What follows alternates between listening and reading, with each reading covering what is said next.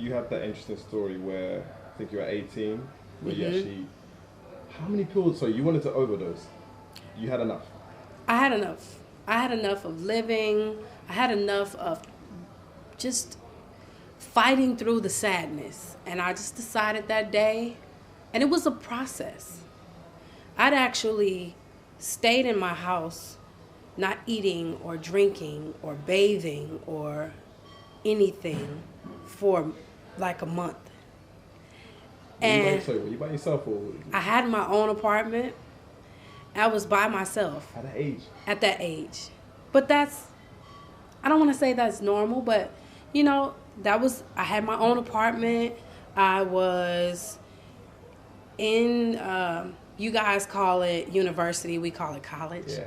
I was in college, but I stopped going to school. I stopped going to work. And because I lived alone, my mom just assumed, okay, my baby, she's doing her day-to-day stuff. And I was dating someone who was older, and there was infidelity and just the issues with my dad, and all that just kind of piled up, and I just snapped. And so I literally went in the bathroom, dumped out every bottle of pills that I had, whether it was a vitamin, an aspirin, a Tylenol, a whatever it was. Whatever I had, dumped it, took a glass, took the pills, did that, drank, until they were gone. How many pills do you reckon there were? It was over 400 pills. It was quite a bit, and I was intent on leaving here. And I laid on the sofa, and my phone rang. And I said, hello? And my friend Sadie said, hello?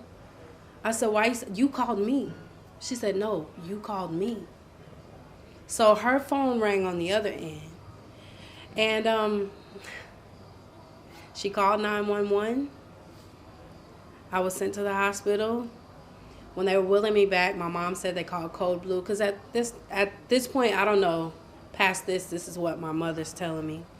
They called Code Blue, and they came out and told her that I wasn't going to make it, that she should make plans. They were working on me to bring me back. And I remember waking up and pulling a tube out of my mouth because they were pumping charcoal into my stomach. That's how they get the poison out. You know, people do it in cleanses now, like they drink, and I can't because I just have the memory of that. But it's something about that whole entire incident that's just made me so much stronger. And I realized the value of my life. Because I think back, had I died that day, I wouldn't be sitting here talking to you. I wouldn't be on the world's largest stage singing with the world's largest artists. And I wouldn't be able to express myself in my way with my art. And I wouldn't have my husband or my children. I have a purpose here on this earth to be able to tell my story and to help that young woman or that young man who feels like they've had enough.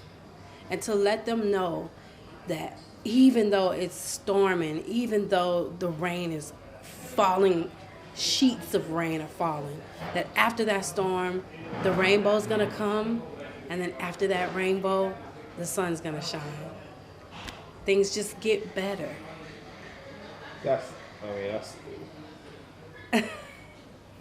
and obviously spiritually that must, visibly show you where God is in your life. Absolutely. There's no one on this green earth that can tell me God's not real. Right. And that lets me know that ultimately I don't think I'm in complete control of my life. He gives us the ability to make choices, but he's still in full control. And so my faith is very strong. I'm a Christian. I enjoy being a Christian. I love being Christian. But if you're not Christian and you're Muslim and your faith is strong, and that's what you lean on that. Yep. Because you can't move without a spiritual foundation. You can't. And I think it's also like, you know, whatever your foundation is and whatever you have a belief in, just stick to it. Because I think sometimes people say, oh, well, you know, and ultimately it's salvation, isn't it? So it's your own faith with God. It's not like, okay, hey, everyone come to the party. I'm a Christian, you want to be one too? Yeah. So it's like, you know, and I think within the Christian circles, there are sometimes judgmental elements like, well, this is the way you should be if you're a Christian. And I just think your faith is important, and you've articulated very well that you know your God is real. Yeah. And that is mostly what's important. So briefly after that moment, you wake up, you pull the tube out of your mouth. What's the first thing that comes to your head when did you realize that, like, maybe your last memory was putting pills in and then now you're in hospital, or what did you remember after you woke up? After I pulled that tube out, why am I not dead? Wow. So you still felt like you wanted to... Oh my God. Depression is so... Let's talk about this, because I think depression, especially with creatives, happens a lot. Yes. So we can go in on that whole discussion. When you're creative, I believe that you have... Because in order for you to be creative, there's an open channel and things have to funnel in. And I think with the creative energy comes all sorts of energies. Negative energy, positive energy. We tend to take on a lot more than most others because we're like sponges, constantly soaking so that we can pour out the creation. And so I felt like I'm still here. Now I gotta fight. Yeah. I'm tired. I don't want to fight. I want to rest. And after that, I was actually put into they call them mental hospitals, or places where you go just to monitor to get help. And so my mom actually took me there. And once I got there, I realized that I was just sad because there I saw real crazy people. But when I finished there was a doctor, and there was a panel of doctors that sat at a table. And the head guy was a Jewish guy. I knew he was. He said, you just need to go to church. And you just need to pray. Nothing's wrong with you.